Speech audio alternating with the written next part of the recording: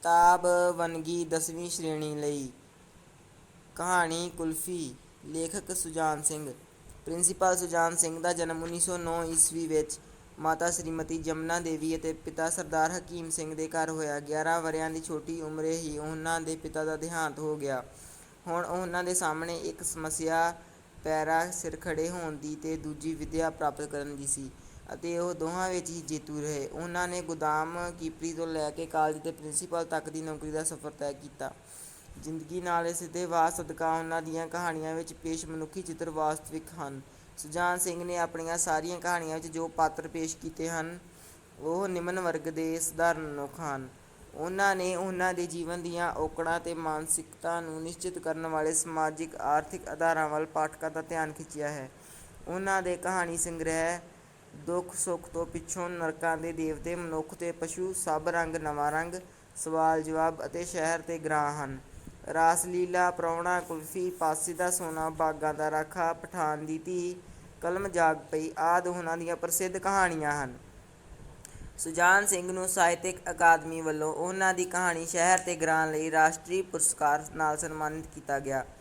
ਹਥਲੀ ਪਾਠ ਪੁਸਤਕ ਵਿੱਚ ਸੁਜਾਨ ਸਿੰਘ ਦੀ ਕਹਾਣੀ ਕੁਲਫ਼ੀ ਸ਼ਾਮਲ ਕੀਤੀ ਗਈ ਹੈ। ਕੁਲਫ਼ੀ। ਮਹੀਨਾ ਮੁੱਕਣ 'ਤੇ ਸੀ ਪਰ ਮੁੱਕਣ ਵਿੱਚ ਨਹੀਂ ਸੀ ਆਉਂਦਾ। ਸੋਚ ਰਿਹਾ ਸਾਂ ਮਹੀਨੇ ਦੇ ਪਿਛਲੇ ਅੱਧ ਦੇ 15 ਦਿਨ ਕਿਵੇਂ ਝੱਟ-ਪੱਟ ਮੁੱਕ ਜਾਂਦੇ ਹਨ ਅਤੇ ਤਨਖ਼ਾਹ ਵੀ ਉਹਨਾਂ 15 ਦਿਨਾਂ ਦੇ ਵਿੱਚ ਕਿਵੇਂ ਉੱਡ ਪੁੱਡ ਜਾਂਦੀ ਹੈ। ਮੈਨੂੰ ਪੱਠੇ ਦੀ ਸੱਫ ਚੁੱਭ ਰਹੀ ਸੀ। ਪਾਸਾ ਵੱਟ ਕੇ ਪਿੱਠ 'ਤੇ ਹੱਥ ਫੇਰਿਆ ਤਾਂ ਸੱਫ ਦੀਆਂ ਪਿੰਨੀਆਂ ਪਿੰਡੇ ਵਿੱਚ ਖੁੱਭੀਆਂ ਹੋਈਆਂ ਸਨ। ਮਲਾਈ ਵਾਲੀ ਕੁਲਫ਼ੀ। ਠੰਡੀ ਠਾਰ ਆਵਾਜ਼ ਵਿੱਚ ਕੁਲਫ਼ੀ ਵਾਲੇ ਨੇ ਹੋਕਾ ਦਿੱਤਾ।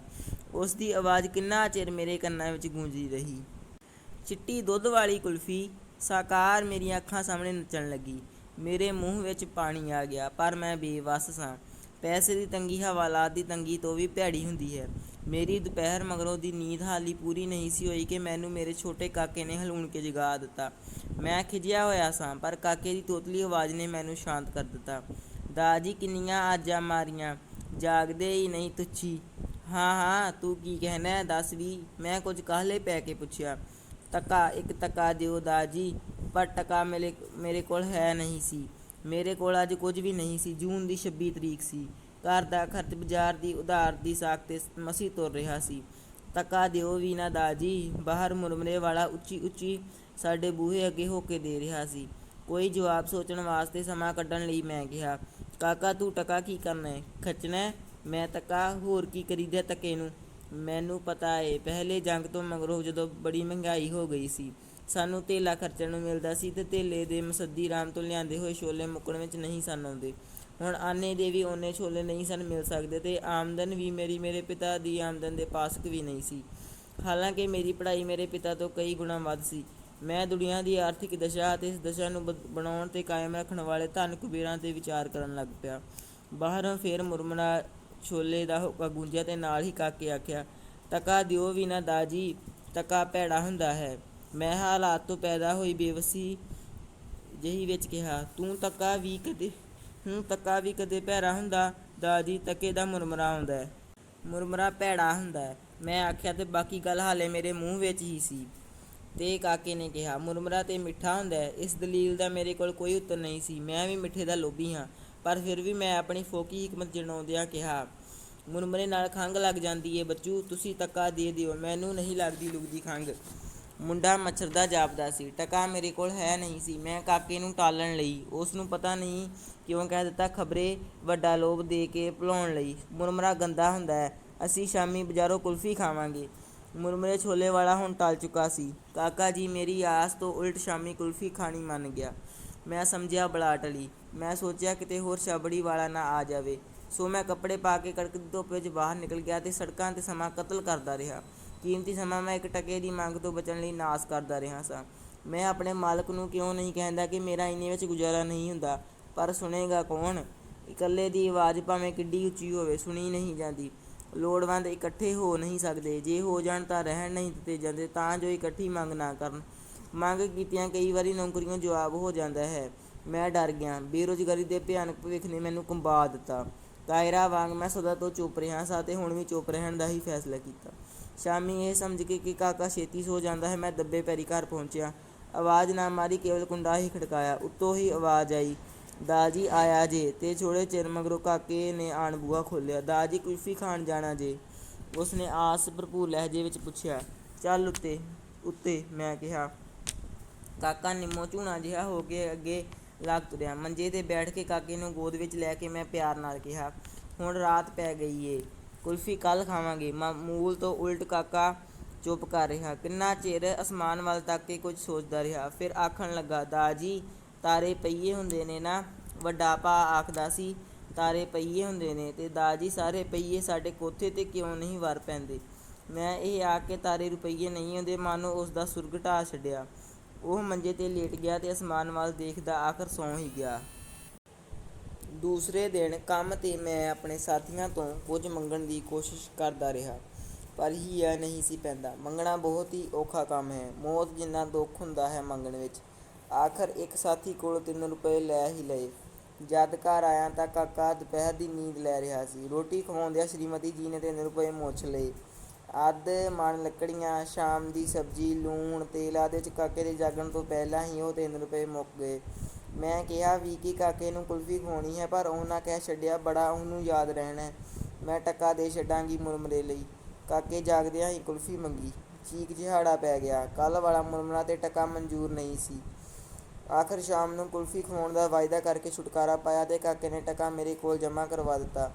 ਸ਼ਾਮ ਤੋਂ ਪਹਿਲੋਂ ਹੀ ਮੈਂ ਖੇਡਣ ਦਾ ਬਹਾਨਾ ਕਰਕੇ ਨਿਕਲ ਗਿਆ ਤੇ ਫਿਰ ਢੇਰ ਰਾਤ ਗੁਜ਼ਰੀ ਮੁੜਿਆ। ਕਾਕੇ ਨੂੰ ਸੁੱਤਾ ਦੇਖ ਕੇ ਸਾਹ ਵਿੱਚ ਸਾਹ ਆਇਆ। ਰੋਟੀ ਖਵਾਉਂਦਿਆਂ ਸ਼੍ਰੀਮਤੀ ਜੀ ਨੇ ਦੱਸਿਆ ਕਿ ਕਾਕਾ ਬੜਾ ਚਿਰ ਮੈਨੂੰ ਉਡੀਕਦਾ ਰਿਹਾ ਸੀ। ਮੈਂ ਕਾਕੇ ਦੇ ਨਾਲ ਲੰਮਾ ਪਿਆ ਬੜਾ ਬੇਚੈਨ ਰਿਹਾ। ਨੀਂਦ ਆਉਂਦੀ ਹੀ ਨਹੀਂ ਸੀ। ਆਖਰ ਪਤਾ ਨਹੀਂ ਕਦੋਂ ਆ ਗਈ। ਨੀਂਦ ਤੇ ਆਖਦੇ ਨੇ ਸੂਲਾਂ 'ਤੇ ਵੀ ਆ ਜਾਂਦੀ ਹੈ। ਅੱਧੀ ਰਾਤ ਤੋਂ ਮਗਰੋਂ ਦਾ ਵੇਲਾ ਸੀ। ਕਾਕਾ ਕੁਝ ਸੁੱਤਾ ਬੇਚੈਨ ਜਾਪਦਾ ਸੀ। ਉਸ 2-3 ਵਾਰ ਵੀ ਢਿੱਡ ਵਿੱਚ ਲੱਤਾਂ ਮਾਰੀਆਂ ਸਨ। ਹੁਣ ਉਸ ਬਾਹਾਂ ਉਠਾ ਕੇ ਮੇਰੇ ਮੂੰਹ 'ਤੇ ਮਾਰੀ। ਜਾਗਿਆ ਤਾਂ ਮੈਂ ਅੱਗੇ ਹੀ ਹੋਇਆ ਸਾਂ। ਹੁਣ ਚੇਤੰਨ ਹੋ ਗਿਆ। ਕਾਕਾ ਕੁਝ ਬੁੜਬੁੜਾਇਆ। ਮੈਨੂੰ ਕੁਝ ਪਤਾ ਨਾ ਲੱਗਾ। ਫਿਰ ਉਹ ਉੱਚੀ ਬੁੜਬੁੜਾਇਆ, ਕੁਫੀ ਕੁਫੀ ਦਾਜੀ ਕੁਫੀ। ਮੈਂ ਬੇਹੱਬਲ ਹੋ ਉੱਠਿਆ। ਸਰਦਾਰ ਜੀ ਜਾਗਦੇ ਹੋ? ਸ਼੍ਰੀਮਤੀ ਜੀ ਨੇ ਆਖਿਆ। ਤੇ ਇਹ ਜਾਣ ਕੇ ਮੈਂ ਜਾਗਦਾ ਹਾਂ, ਉਸ ਜਾਰੀ ਰੱਖਿਆ, ਖਸਮਾਂ ਖਾਣਾ ਸੁੱਤਾ ਪਿਆ ਵੀ ਕੁਲਫ਼ੀਆਂ ਮੰਗਦਾ। ਮੇਰੇ 'ਤੇ ਮਾਨੋ ਬਿਜਲੀ ਪੈ ਗਈ ਸੀ। ਮੈਂ ਚੁੱਪ ਰਿਹਾ ਤੇ ਕਾਕਾ ਵੀ ਚੁੱਪ ਹੋ ਗਿਆ। ਸਵੇਰੇ ਜਾਗ ਕੇ ਕਾਕੇ ਕੁਲਫ਼ੀ ਦੀ ਮੰਗ ਕੋਈ ਨਾ ਕੀਤੀ। ਮੇਰੇ ਕੰਮ ਤੋਂ ਮੁੜ ਕੇ ਆਉਂਦਿਆਂ ਵੀ ਉਸ ਮੈਥੋਂ ਕੁਝ ਨਾ ਮੰਗਿਆ। ਰੋਟੀ ਖਾ ਕੇ ਮੈਂ ਦੁਪਹਿਰ ਦੀ ਨੀਂਦ ਲੈਣ ਲਈ ਲੇਟ ਗਿਆ, ਉਸ ਚੁਭਣ ਵਾਲੀ ਸੱਫ ਉੱਤੇ ਅਤੇ ਉਧਾਰ ਨਾ ਲੈ ਸਕਣ ਦੀ ਅਸਫਲਤਾ 'ਤੇ ਝੂਰਦਾ ਰਿਹਾ। ਫਿਰ ਮੈਨੂੰ ਨੀਂਦ ਆ ਗਈ। ਮੇਰੀ ਨੀਂਦ ਹਾਲੇ ਅਧਵਾਟੇ ਹੀ ਸੀ ਕਿ ਗਲੀ ਵਿੱਚ ਕਿਸੇ ਕੁਲਫ਼ੀ ਵਾਲੇ ਹੋਕਾ ਦਿੱਤਾ, ਠੰਡੀ ਠਾਰ ਕੁਲਫ਼ੀ, ਮਜ਼ੇਦਾਰ ਕੁਲਫ਼ੀ। ਮੈਂ ਜਾਗ ਪਿਆ। ਕਾਕਾ ਮੇਰੇ ਲਾਗੇ ਰਬੜ ਦੀ ਪਾਟੀ ਬਤਕ ਨਾਲ ਖੇਡ ਰਿਹਾ ਸੀ।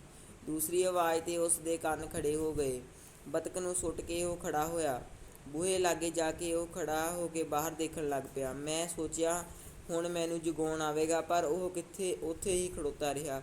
ਫਿਰ ਉਹ ਬਾਹਰ ਤੁਰ ਗਿਆ। ਮੈਂ ਛੋਪਲੀ ਉੱਠ ਕੇ ਬੂਹੇ ਓਹਲੇ ਆ ਖੜੋਤਾ।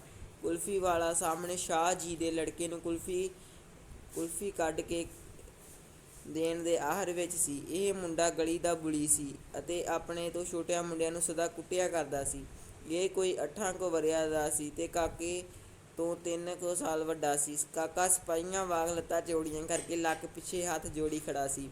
ਕੁਲਫ਼ੀ ਵੱਲ ਉਹ ਗੌਰ ਨਾਲ ਦੇਖ ਰਿਹਾ ਸੀ, ਪਰ ਉਸ ਕੁਲਫ਼ੀ ਵਾਲੇ ਭਾਈ ਕੋਲੋਂ ਕੁਲਫ਼ੀ ਨਹੀਂ ਸੀ ਮੰਗੀ। ਜਿਉਂ ਹੀ ਕੁਲਫ਼ੀ ਵਾਲੇ ਨੇ ਸ਼ਾਹਾਂ ਦੇ ਮੁੰਡੇ ਦੇ ਹੱਥ 'ਤੇ ਕੁਲਫ਼ੀ ਦੀ ਪਲੇਟ ਰੱਖੀ, ਕਾਕਾ ਧੁੱਸ ਦੇ ਕੇ ਉਸ ਨੂੰ ਪੈ ਗਿਆ। ਉਹ ਗਈ ਪਲੇਟ, ਉਹ ਗਈ ਕੁਲਫ਼ੀ, ਫਲੂਦਾ ਤੇ ਚਮਚਾ, ਤੇ ਮੋਰੀ ਵਿੱਚ ਡਿੱਗਾ ਸ਼ਾਹਾਂ ਦਾ ਮੁੰਡਾ। ਕਿਸੇ ਜੇਤੂ ਵਾਂਗ ਕਾਕਾ ਉਸ ਦੇ ਵੱਲ ਵੇਖਦਾ ਰਿਹਾ। ਸ਼ਾਹਾਂ ਦਾ ਮੁੰਡਾ ਗੁੱਸਾ ਖਾ ਕੇ ਉੱਠਿਆ। ਕੁਲਫ਼ੀ ਦਾ ਨੁਕਸਾਨ ਤੇ ਆਪਣੀ ਹੇਠੀ ਉਸ ਨੂੰ ਜਿਵੇਂ ਨਵਾਂ ਜੋਸ਼ ਦੇ ਰਹੀ ਸੀ। ਜਿਉਂ ਹੀ ਉਹ ਉੱਠਿਆ, ਕਾਕੇ ਨੇ ਫੇਰ ਉਸ ਨੂੰ ਇੱਕ ਐਸੀ ਢੁੱਡ ਮਾਰੀ ਕਿ ਉਹ ਫੇਰ ਮੋਰੀ ਵਿੱਚ ਜਾ ਪਿਆ ਤੇ ਚੀਕਾਂ ਮਾਰਨ ਲੱਗ ਪਿਆ। ਕੁਲਫ਼ੀ ਵਾਲਾ ਕਾਕੇ ਨੂੰ ਚਪੇੜ ਲੈ ਕੇ ਪਿਆ। ਮੈਂ ਨੱਸ ਕੇ ਕਾਕੇ ਨੂੰ ਚੁੱਕ ਲਿਆ। ਕੁਲਫ਼ੀ ਵਾਲੇ ਨੇ ਸ਼ਾਹਾਂ ਦੇ ਮੁੰਡੇ ਨੂੰ ਉਠਾ ਲਿਆ। ਸ਼ਾਹਣੀ, ਜੋ ਕਿਸੇ ਦਾ ਕੋਈ ਉਲਾਂਭਾ ਨਹੀਂ ਸੀ ਸੁਣਦੀ, ਅੱਜ ਸਾਡੇ ਉਲਾਂਭਾ ਦੇਣ ਆਈ। ਕਾਕੇ ਦਾ ਸਰੀਰ ਭਖ ਰਿਹਾ ਸੀ। ਸ਼੍ਰੀਮਤੀ ਨੇ ਕਿਹਾ, ਆ ਖਸਮਾਂ ਖਾਣਿਆ, ਤੂੰ ਲੱਗਿਆ ਏਂ ਹੁਣ ਉਲਾਂਭੇ ਲਿਆਉਣ ਤੇ ਮਾਰਨ ਲਈ ਚਪੇੜ ਉਘਾਰੀ। ਮੈਂ ਕਿਹਾ, ਕੁਝ ਵੰਡ ਛਦੈਣੈ, ਕਾਇਰ ਪਿਓ ਦੇ ਘਰ ਬਹਾਦਰ ਮੁੰਡਾ ਜੰਮਿਆ।